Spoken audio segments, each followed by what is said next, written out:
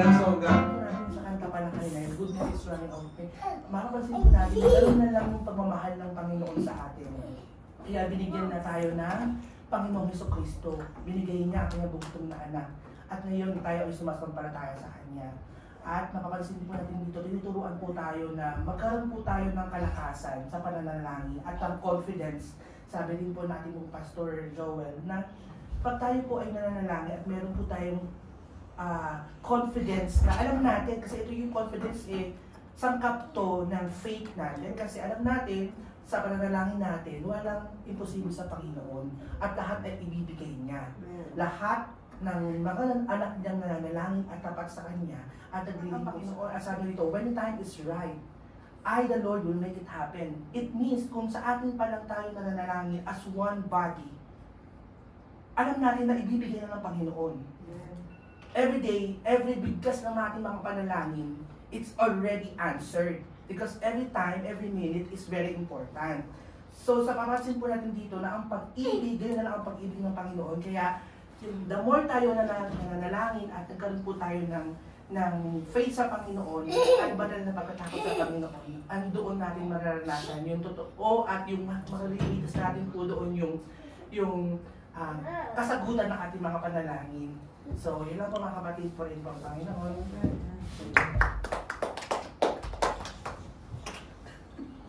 So, naisip, pero alam ko na malaman na mensahe ng Lord na pinagkulang sa atin. Amen? Amen. Diba? Kasi doon sa sinabi ni Kuya Christian, napaka-raming promises ng Lord na ating sasaksiyan sa gabing ito kung paano siya kikilos sa atin. Amen?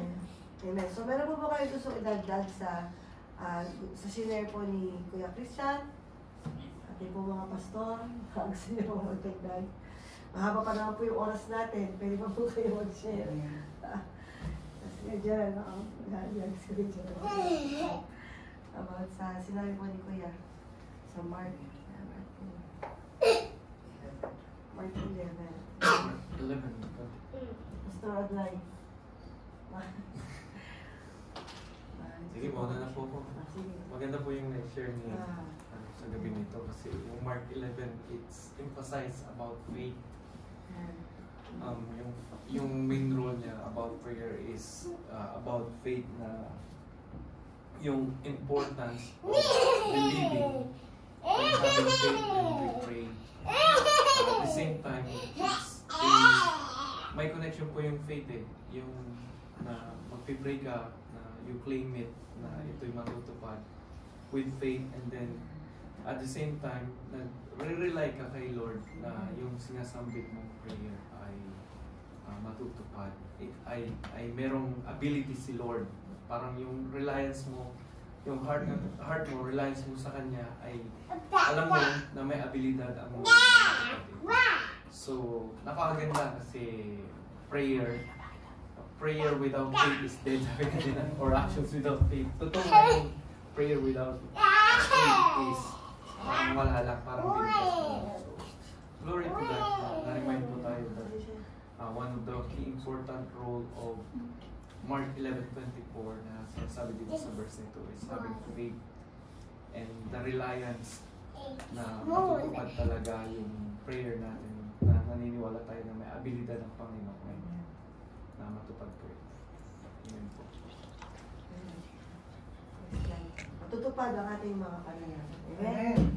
Faith in the Lord. Amen? Sino pa po? Ating Pastor Arnold. Share. If you believe, you receive. Well, kung compare natin yung faith, baka kasi siguro noon yung time na presence na kasama nila yung Panginoon, yung Kristo, na yung paniniwala, instant, you believe, you receive. But nowadays, talagang sa atin na Kristiyano tayo nalutin.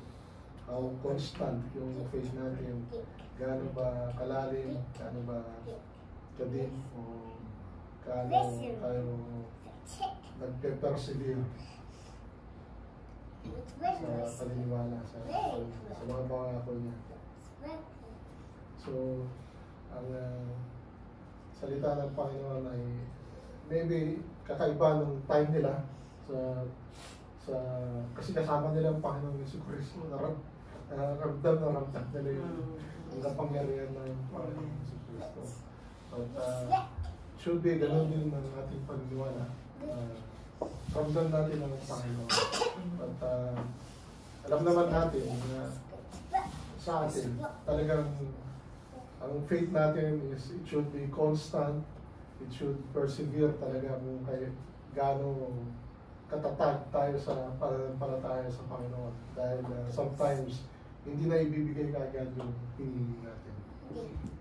So, it should be consistent, it should persevere, magpatuloy lang sa pananampalataya.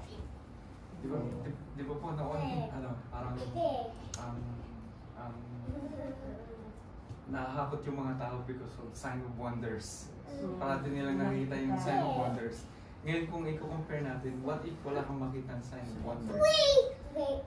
Sabi naman, hanggang saan ang faith mo? Diba? Kasi nga, sometimes hindi rin nag-a-answer yung prayer natin. Kaya ang tanong, hanggang saan ang faith mo sa Lord?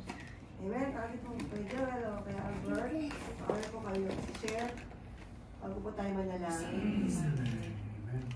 Amen. Well, the faith, we have to,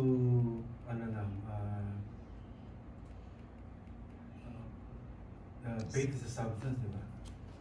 Things that not seen and even heard.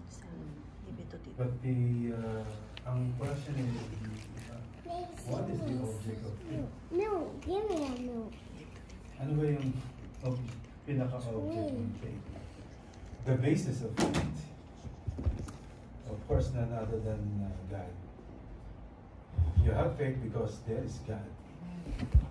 Kaya mahalaga na nagde-depend tayo not because we have faith, but we have faith in God.